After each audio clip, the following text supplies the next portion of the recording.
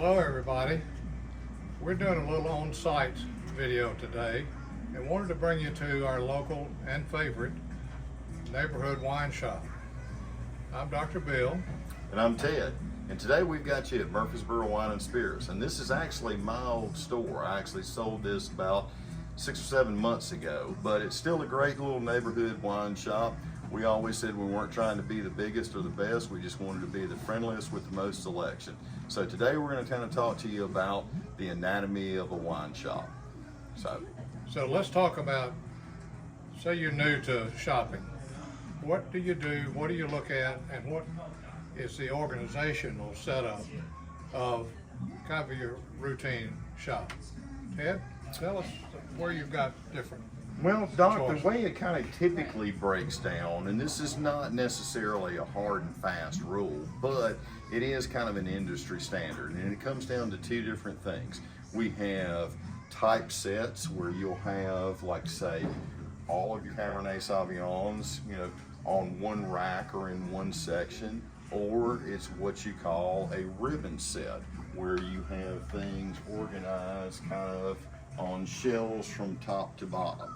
So sometimes that can mean, a lot of different things. Everybody's heard the whole, top shelf. Well, top shelf doesn't always mean most expensive. It may be things that are, harder to find, or, maybe a little bit outside of the norm. So kind of what you want to do when you come into your wine shop is take a look around. See how things are organized. Are they typeset or are they ribbon set? So today we're going to talk to you about a few of those kind of things. Doc? Well, most people come into a shop, they kind of know what they want. But we want to, hopefully with this video, encourage you to look around a little bit more, and you may find some really surprises. And later on in this session today, we might find a few little real surprises. Maybe a unicorn. Who knows? Unicorns are always nice to find, but more than anything, we want you to find what you like. So let's take a stroll. Keeping with our theme of typeset, a lot of times, especially wine racks, what they call laydowns, those will be more typeset kind of things. This is a section that has a lot of Malbecs in here on this side, and say Zinfandels on this side. Down here we have a lot of kind of different, alternative blends, a lot of Shiraz, Syrahs, those types of things like that. This is kind of different because you have South African wines, on this rack right here, but then you also have a few wines from Georgia. Now, this is not the state of Georgia. We're not talking about those bulldogs. We're talking about the country of Georgia in there. So really old world, really neat. But those are the kind of things that you can find, in better wine shops, more well-stocked shops. And do you have them organized sometimes according to price point? Every now and again we do, and that is where we lead to the wine cellar. That was one thing that I always prided myself on this shop, was that we had the only climate-controlled fine wine room in Rutherford County, and one of the few that were actually in Middle Tennessee. And why is that important? Well, what's important about that is that you want those wines to be able to age to their most optimum potential. That's running at kind of a cave type setting, around 55 degrees at about 75% humidity. And basically what that allows is, for those wines to develop over time and to get to you and to your glass and your table at their absolute peak of perfection. So I see a lot of bottles, but kind of behind us I see boxes. What's the deal on box wines? Well, box wines have come a long way. It's not just your old, Franzia like you used to see a long time ago and stuff. You've actually had a lot of wineries that have put a lot of time and energy and effort into bringing you better style of wines, but in a new kind of up-to-date, more eco-friendly packaging. And some of those are like the Big House wines. Barefoot's gone to that a lot. Boda Box is an extremely popular line. one of my favorites, and has been one of my wife's favorites for years, is the black box, and especially her big fave is the black box Merlot. Well, wait a minute.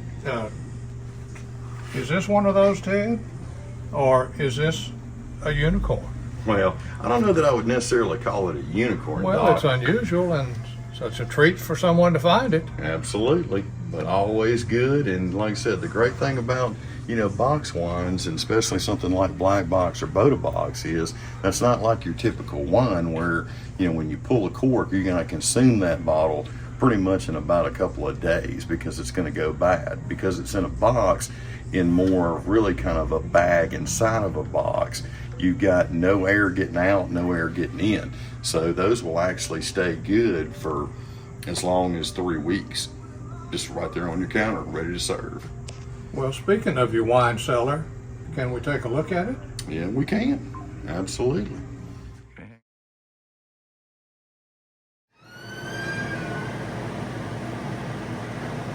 Ted, your organization in this room is kind of interesting. Obviously, looking at the prices is clearly an upper range of prices, but how do you have this room organized? Well, this room is a little less, you know, organized, a little more eclectic than, say, your showroom out there. But, you know, it's also kind of lends itself to an air of specialty.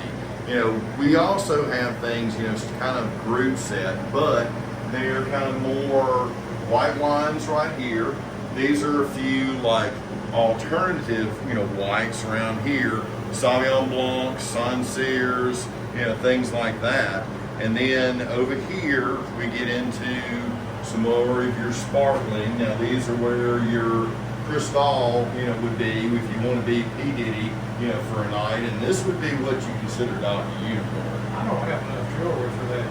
Well, we can bling you out if we Okay. need to. So, absolutely. Yeah, but that's something you're not going to see in every shop. And also something you definitely don't want to buy out on the hot shelf, you know, somewhere. If you're going to spend $450 for a bottle, you kind of want it to be just right. So, but then we also have a few things like, you know, some of your high-end Napa Valley Cabernets and things, you know, over here. You know, wines like Jordan and Silver Oak, Rumbauer, Cade, Mount Brave, some of those. Those are very, very, very small production, small lot, really higher end type of wines. But, you know, this is a great room, and this is a great kind of thing to find in a wine shop because, like I said, if you're going to treat yourself, if you're going to spend the money that we're talking about on some of these wines, you want them to be at their peak potential. So, Is there a chance that you might find a unicorn in here? absolutely, you can find unicorns in here. Well, where might they be? Oh, they're all over the place. We already kind of talked about our you know, our Weber Cristal, but I think you found a unicorn over there, didn't you? Amazing. A red wine fan unicorn. Wow. What a find. I think I'll just take this and the Cristal and make for the door, see if I can call it. I think they would probably run you down. Well, thanks so much for showing us kind of the working of a neighborhood shop. And by all means, try your neighborhood shop first.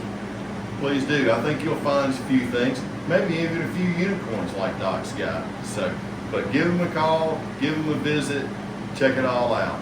Thanks. Like, subscribe, comment. Happy Easter.